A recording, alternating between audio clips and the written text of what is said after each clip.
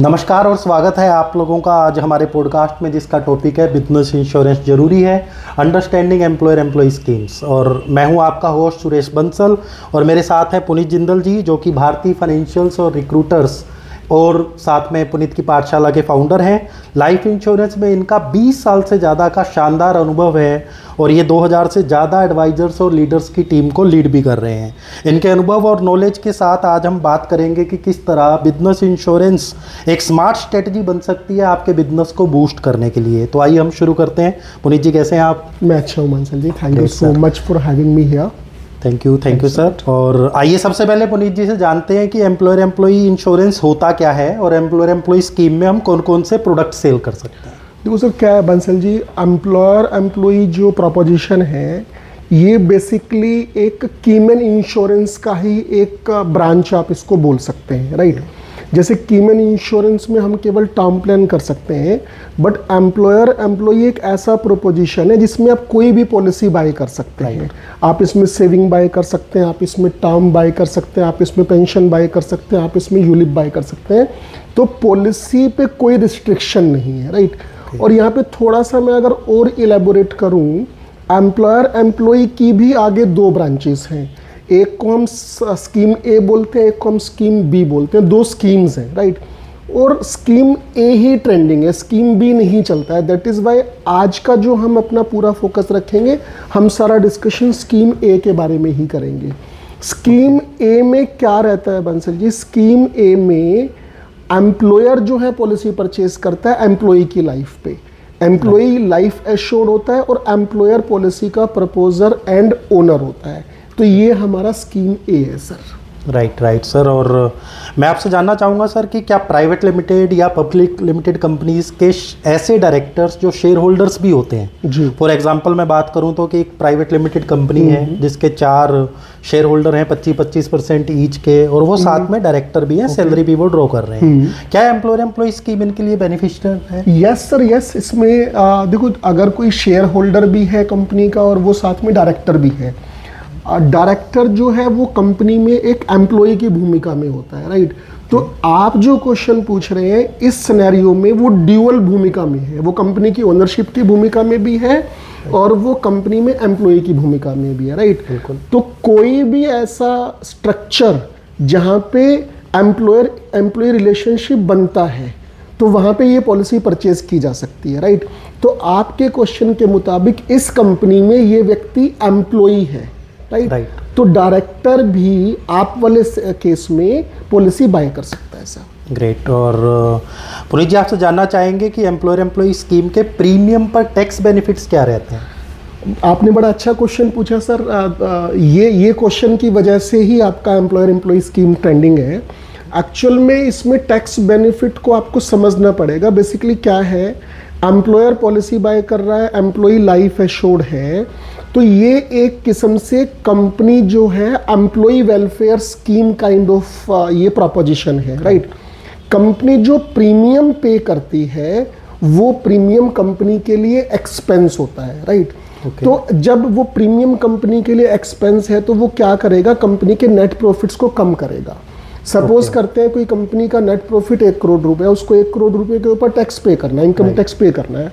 अगर उसने अपने एम्प्लॉयज़ की लाइफ पे 30 लाख रुपए का प्रीमियम पे करके लाइफ इंश्योरेंस पॉलिसीज बाय कर ली, तो ये 30 लाख रुपए कंपनी के लिए एक्सपेंस है, राइट। तो अब कंपनी का नेट प्रॉफिट कितना बचा? 70 लाख रुपीस। तो कंपनी को 70 लाख के ऊपर टैक्सेस भरने हैं, राइट। और इसके लिए स्पेसिफिकली एक सेक्शन है इनकम टैक्स एक्ट 1961 में, सेक्शन इज 37(1), उसके 37 सबसेक्शन 1, उसमें ये गवर्न होता है सर। Okay, great sir. और सर, आपसे जानना चाहेंगे कि किस प्रकार की कंपनीज या फर्म्स को हम एक्चुअल में एम्प्लॉयर एम्प्लॉय स्कीम पिच कर सकते हैं? ये सर बहुत वास्ट है। आपने क्वेश्चन जो पूछा, इसमें आप प्राइवेट लिमिटेड कंपनी हो सकती है, पब्लिक लिमिटेड कंपनी हो सकती है, पार्टनरशिप फर्म हो सकती है, प्रोप्राइटरशिप फर्म हो सकती है, कोऑपरेटिव सोसाइटीज़ हो सकती हैं, नॉन चैरिटेबल ट्रस्ट हो सकती हैं। ओके। बेसिक बात जो समझने की है, जिसकी लाइफ पे आप पॉलिसी ले रहे हैं वो एम्प्लॉय होना चाहिए और जो ऑर्गेनाइजेशन पॉलिसी ले रहा है वो एम्प्लॉयर होता है, राइट। अगर दोनों के बीच में एम्प्लॉयर एम्प्लॉय रिलेशनशिप है तो किसी भी फॉर्मेट में ये पॉलिसी परचेज की जा सकती है। ग्रेट। तो इसकी अपॉर्चुनिटीज वास्ट है, वास्ट सर, रियली वास्ट है सर। और सर मैं आपसे जानना चाहूँगा कुछ डिफरेंट एस्पेक्ट्स हैं एम्प्लॉयर एम्प्लॉय स्कीम के कि उन चीज़ों को एम्प्लॉयर एम्प्लॉय स्कीम में कैसे ट्रीट किया जाता है। तो सबसे पहला है सर असाइनमेंट।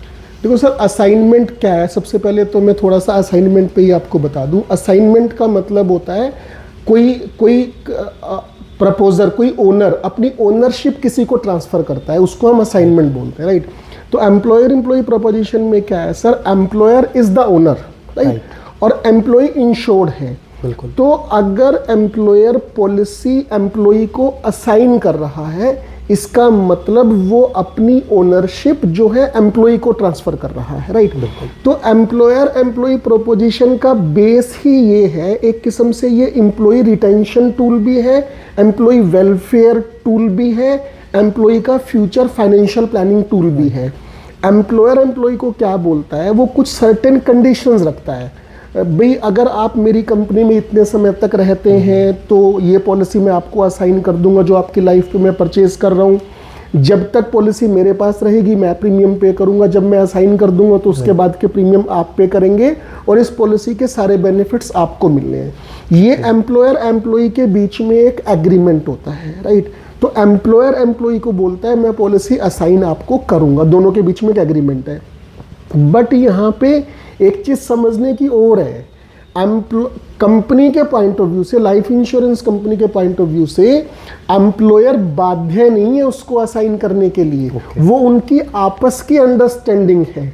हमारे पास तो अगर उसको पॉलिसी असाइन करनी है तो एम्प्लॉयर को कंपनी के ऑफिस में विजिट करना पड़ेगा या अथॉराइज सिग्नेटरी को ऑफिस में विजिट करना पड़ेगा और वो असाइनमेंट की रिक्वेस्ट कंपनी को देगा। बट इसका आधार यही है, एम्प्लॉयर एम्प्लॉय को बोलता है कि सर मैं आपके वेलफेयर के लिए पॉलिसी परचेज कर रहा हूं और एक पर्टिकुलर समय के बाद ये पॉलिसी मैं आपको असाइन करूंगा, राइट। तो उससे एम्प्लॉय की sense of security and sense of contentment, loyalty towards the company, ये उसकी बढ़ती है। बिल्कुल बिल्कुल। और इसके साथ ही सर मैं जानना चाहूँगा कि अब दो सिनेरियो हैं, देखिए सर, कि असाइनमेंट की गई है तो और असाइनमेंट नहीं की गई है तो मैच्योरिटी कैसे ट्रीट होती है। अब इनके दोनों के सर जवाब अलग अलग है। पॉइंट नंबर 1, जहाँ पे पॉलिसी असाइन नहीं की गई, अगर पॉलिसी असाइन नहीं की गई इसका मतलब अभी ओनर कंपनी है, बिल्कुल, राइट, और मैच्योरिटी आ गई, राइट। तो मैच्योरिटी वो कंपनी के अंदर आएगी, राइट। जब मैच्योरिटी कंपनी के अंदर आएगी तो वो कंपनी के लिए प्रॉफिट्स हैं और एंटायर मैच्योरिटी कंपनी के हैंड्स में टैक्सेबल होगी अंडर सेक्शन 28 सबसेक्शन 6। तो इसके यहाँ पे 28 सबसेक्शन 6 क्या बोलता है, जो आपकी ये इनकम है ये नॉर्मल टैक्स स्लैब्स में जाएगी, इसके ऊपर कोई आपको स्पेसिफिक टैक्स स्लैब नहीं मिलना। लाइक ये कोई लॉन्ग टर्म कैपिटल गेन या short term capital gain kind of differentiation में नहीं जाएगी। कंपनी के लिए एंटायर जो पैसा है वो कंपनी की इनकम है और उसके ऊपर कंपनी को टैक्स पे करना है, because at the time of purchasing the policy company ने सेक्शन 37(1) के तहत सारे प्रीमियम पे टैक्स एग्जेम्पशन एक किस्म से एक्सपेंसेस उसको चार्ज किया हुआ है। ये हो गया जहां पे असाइनमेंट नहीं है, बिल्कुल। बट जहां पे असाइनमेंट हो गया, जब कंपनी पॉलिसी को एम्प्लॉय को असाइन कर देती है तो उसके बाद के अगर कोई प्रीमियम बचे हुए हैं बंसल जी, वो एम्प्लॉय को भरने होते हैं, राइट। अब ये एम्प्लॉय की समझ लो एक एसेट है, एम्प्लॉय की पॉलिसी है, अब एम्प्लॉय ही इस पॉलिसी का ओनर बन चुका है, राइट। अब लास्ट में जो मैच्योरिटी एम्प्लॉय के हैंड्स में आएगी वो भी 100% उसकी टैक्सेबल होगी और एम्प्लॉय के हैंड में भी इनकम फ्रॉम अदर सोर्सेज वाले हेड में जाएगी, इनकम फ्रॉम कैपिटल गेन वाले हेड में नहीं जाएगी। यहाँ पे एक चीज वर्थ है मेंशन करना, चाहे ये यूनिट लिंक पॉलिसी भी क्यों ना हो, अगर ये यूनिट लिंक पॉलिसी भी है तब भी ये एलटीसीजी के परव्यू में नहीं आएगी, ये इनकम फ्रॉम अदर सोर्सेज के परव्यू में आएगी और आपको नॉर्मल इनकम टैक्स स्लैब के हिसाब से टैक्स। वाकई सर ये बहुत ही इंसाइटफुल डिस्कशन हम कर रहे हैं, डेफिनेटली ऑडियंस को इससे बेनिफिट होगा। और सर लास्ट में हम जानना चाहेंगे कि डेथ क्लेम का ट्रीटमेंट कैसे रहेगा, सेम दोनों सिनेरियो में, असाइनमेंट से पहले और असाइनमेंट, राइट सर। ये टॉपिक मेरे दिल के बहुत करीब है, राइट। डेथ क्लेम में बंसल जी दो सिनेरियो आपने बोला। सिनेरियो नंबर 1, जब पॉलिसी असाइन नहीं हुई, इस पे थोड़ा सा मैं अटेंशन चाहूँगा ऑडियंस का। जब पॉलिसी असाइन नहीं हुई इसका मतलब एम्प्लॉयर इस पॉलिसी का ओनर है, बिल्कुल राइट। एम्प्लॉयर ओनर है, डेथ क्लेम जो है वो फिर कंपनी के अंदर आएगा। कंपनी बोले तो ऑर्गेनाइजेशन, उसका फॉर्मेट चाहे कोई भी हो, वो डेथ क्लेम कंपनी के अंदर आएगा और कंपनी के लिए उस साल के प्रॉफिट हैं, वो कंपनी के लिए उस साल के प्रॉफिट्स हैं। लेकिन कंपनी अगर चाहे तो उस सारे प्रॉफिट को, उस सारे डेथ क्लेम को या उसके एक पार्ट को डिजीज्ड एम्प्लॉय के बेनिफिशियरीज को, नॉमिनीज को, जिनको हम पॉलिसी परचेज करते समय वो एम्प्लॉय बनाता है। जब हम पॉलिसी परचेज करते हैं उस समय एम्प्लॉय बताता है कि मेरे नॉमिनी कौन रहेंगे इन केस अगर कुछ मिसहैप होता है। तो जो उसने नॉमिनी बताए हुए हैं, कंपनी विलफुली चाहे तो, कंपनी को ऊपर बंदिश नहीं है, कंपनी चाहे तो वो सारा क्लेम या उसका एक पार्ट उनको दे सकती है। जितना अमाउंट कंपनी उनको दे देगी उतना अमाउंट कंपनी के लिए उस प्रॉफिट में से कम हो जाएगा। सपोज 1 करोड़ का डेथ क्लेम आया तो कंपनी का 1 करोड़ प्रॉफिट हुआ, कंपनी ने 1 करोड़ रुपए ही डिजीज्ड के नॉमिनी को दे दिए तो कंपनी का 1 करोड़ एक्सपेंस हो गया, तो कंपनी का तो जीरो हो गया। बिल्कुल। अब जब वो पैसा नॉमिनी के हैंड्स में आएगा उसका क्या ट्रीटमेंट होगा, ये महत्वपूर्ण है, राइट। उसके ऊपर सीबीडीटी का एक सर्कुलर है, circular number 573। I am repeating, circular number 573 of CBDT.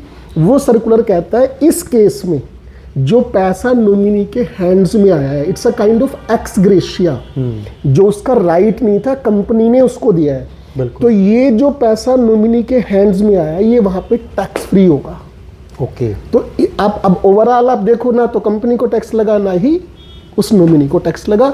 ये हो गया प्री असाइनमेंट, राइट। अब मुद्दा आता है पोस्ट असाइनमेंट। यहाँ पे मैं थोड़ा अटेंशन चाहूंगा पोस्ट असाइनमेंट के केस में, क्योंकि ओनर जो है अब एम्प्लॉय बन चुका है सर। बिल्कुल। जब एम्प्लॉय ओनर है, जो डेथ क्लेम आएगा, जब कंपनी उसके नॉमिनी को डेथ क्लेम देगी तो कंपनी वहां पे टीडीएस डिडक्ट करेगी, राइट। टीडीएस डिडक्ट करने का मतलब है कि उस नॉमिनी को इनकम टैक्स डिपार्टमेंट में जाके उस अमाउंट को सेटल करना है। एक्चुअली लॉ इस बात के ऊपर मम है, चुप है, वो कुछ नहीं बोल रहा। तो यहाँ पे भी 2 थॉट्स चलते हैं। थॉट एक तो ये चलता है कि जितना पैसा नॉमिनी के पास डेथ क्लेम के तौर पे आया वो सारा का सारा टैक्सेबल होगा, ये एक थॉट है। बट ये थॉट ज़्यादा पॉपुलर नहीं है, राइट।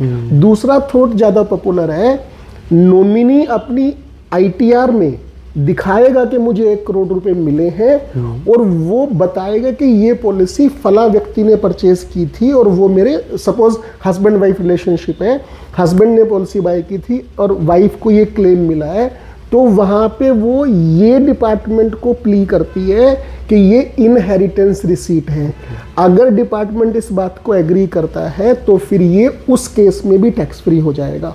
बट क्योंकि यहाँ पे लो मम है तो ये फिर उसी समय जब कुछ होगा तब अपने को देखना पड़ेगा। बिल्कुल। और मेरा अंतिम प्रश्न है सर आपसे कि आमतौर पर हम देखते हैं कि एडवाइजर्स को एम्प्लॉयर एम्प्लॉय स्कीम बेचना और उसका डॉक्यूमेंटेशन बहुत टफ लगता है, क्या वाकई में ऐसा है? बिल्कुल सर, मिथ है, बिल्कुल ही मिथ है। एम्प्लॉयर एम्प्लॉय स्कीम बेचना और एक नॉर्मल पॉलिसी बेचना दोनों में कोई फर्क नहीं है, राइट। मैं इसको दो तरीकों से आपको बताता हूँ। पॉइंट नंबर 1, इसमें जो एम्प्लॉय है वो इंश्योर्ड है। सभी एचएलवी जो है वो एम्प्लॉय की इंडिविजुअल कैपेसिटी में काउंट होनी है। एम्प्लॉयर की इनकम से एम्प्लॉय की एचएलवी का कोई लेना देना नहीं है, राइट। तो एम्प्लॉय के तो सारे वही नॉर्मल डॉक्यूमेंटेशन है जो आप नॉर्मल पॉलिसी में करते हैं। आप केवाईसी करते हैं, आप एनईएफटी प्रूफ देते हैं, आप लाइव फोटो देते हैं, राइट। तो एक आप पैन देते हैं, ये आपका एम्प्लॉय का नॉर्मल प्रोसेस है। एम्प्लॉयर के केस में एडिशनल क्या है समझो, मैं थोड़ा स्लो बोलूँगा यहाँ पे, आप समझना। एम्प्लॉयर के केस में एडिशनल 2 साल की आईटीआर विद कंप्यूटेशन, कोई मुश्किल काम नहीं। एम्प्लॉयर तो कंपनी है या ऑर्गेनाइजेशन है, वो आपको दे देगा। Point number 2, certificate of incorporation. इसको सर्टिफिकेट ऑफ इनकॉर्पोरेशन बोल सकते हो आप इसको। अगर मान लो कोई प्राइवेट प्रोप्राइटरशिप फर्म है, पार्टनरशिप फर्म है, वहाँ पे अपना जीएसटी सर्टिफिकेट भी दे सकता है। तो ये हमारे को एक एडिशनल डॉक्यूमेंट देना होता है। इसके अलावा सिर्फ 7 एनेक्शन है। 7 को देख के कंफ्यूज मत होना, 7 फॉर्मेट्स हैं जो हमने बना के दिए हुए हैं जिसमें सिर्फ आपको एम्प्लॉई और एम्प्लॉयर के नेम फिल करने होते हैं। अगर कोई मेरे को बोले कि पुनीत आप 7 एनेक्शर कितने मिनट में बना सकते हैं, तो मैं बोलूँगा 2 मिनट में 7 बना दूंगा, क्योंकि एनेक्शर तो रेडीमेड है सर, उसमें सिर्फ हमारे को उनके नाम फिल करने हैं। तो मेरा सभी एडवाइजर फर्टर्निटीज़ को मेरा ये मैसेज है, डॉक्यूमेंटेशन कुछ भी नहीं है। You go to the customer, customer को पहले प्लान बताओ, राइट। ये सारे प्रोपोजिशन तो बाद में हैं, टैक्स में क्या बेनिफिट होगा, क्या कैसे होगा, सबसे पहले उनको पॉलिसी समझ में आनी चाहिए। देन आप ये चेक करो कि ये वाला जो ऑर्गेनाइजेशन है ये एम्प्लॉयर एम्प्लॉय में फिट बैठता है क्या। अगर फिट बैठता है तो फिर आप उसको ये वाला प्रोपोजिशन भी बता सकते हैं। ये सोने पे सुहागा होगा सर। थैंक यू पुनीत जी। और दोस्तों, आज हमने समझा कि एम्प्लॉयर एम्प्लॉय इंश्योरेंस स्कीम और बिजनेस इंश्योरेंस आपके बिजनेस के लिए कितना ज़रूरी और बेनिफिशियल है। तो अगर आपको ये पॉडकास्ट पसंद आया हो तो इसे लाइक करें, शेयर करें और इस चैनल को सब्सक्राइब करें। और अगर आपके मन में अभी भी कोई सवाल हैं और या आप चाहते हैं कि हम किसी और टॉपिक पर भी ऐसे पॉडकास्ट बनाएं, तो अपने कमेंट सेक्शन में हमें ज़रूर बताएं। तब तक सिक्योर रहिए और अपने बिजनेस को बढ़ाते रहिए। धन्यवाद। Thank you.